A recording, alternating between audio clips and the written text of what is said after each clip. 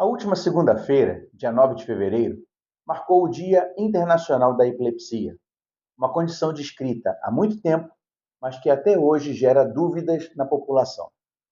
Eu sou Antônio Catarino e vou conversar um pouquinho com você sobre epilepsia. A epilepsia se caracteriza por uma condição persistente do cérebro em gerar crises epiléticas. A crise epilética, em si, é uma descarga anormal de atividade nos neurônios. É como se fosse um curto-circuito.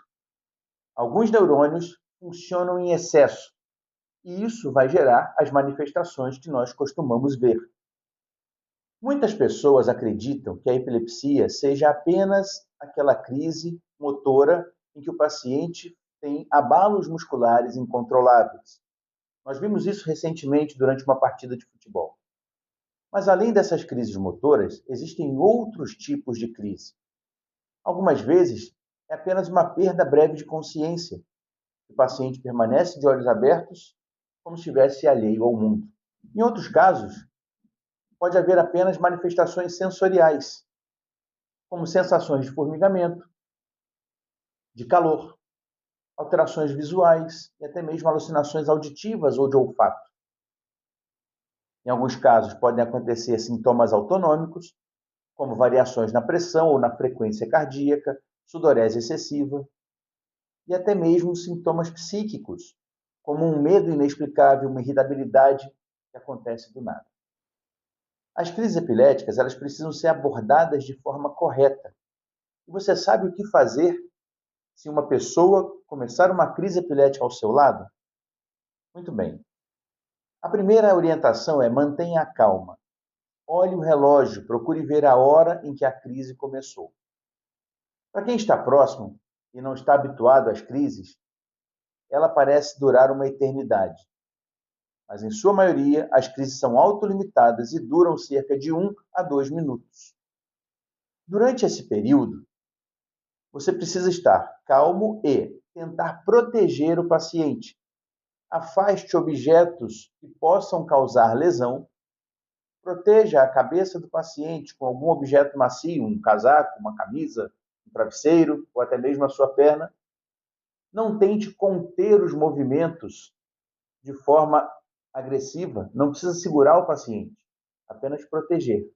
E jamais coloque a sua mão ou qualquer outro objeto na boca da pessoa que está tendo uma crise. Isso pode complicar ainda mais o quadro.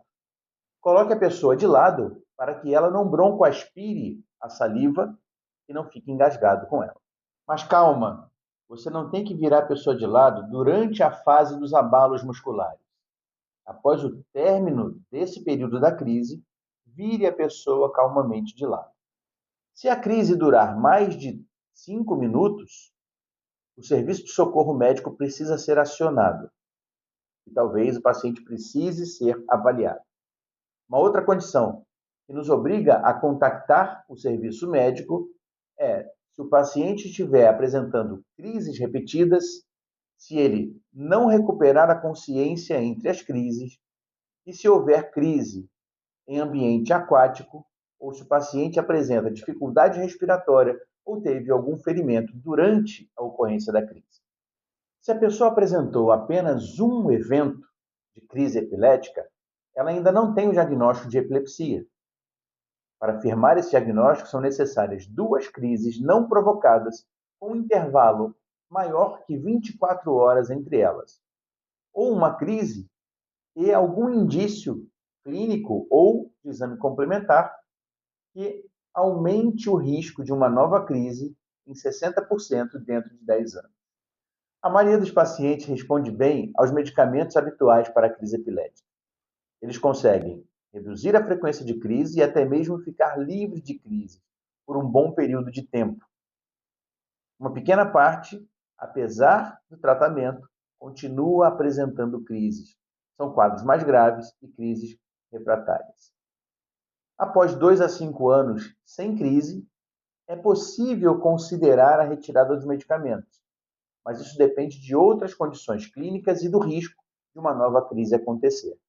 Agora que a gente conhece um pouco sobre a epilepsia, é importante divulgar o conhecimento, diminuir o preconceito. Você pode socorrer sem nenhum risco. Não se trata de uma doença contagiosa, é um transtorno de atividade elétrica dos neurônios. E muitas vezes, o paciente que já está habituado com sua condição, ele não sofre pelas crises em si, mas sim pelo preconceito gerado pelos rótulos que a sociedade os impõe. Então vamos acabar com isso. Divulgue esse vídeo.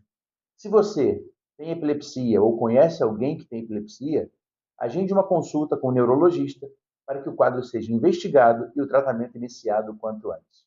Um abraço!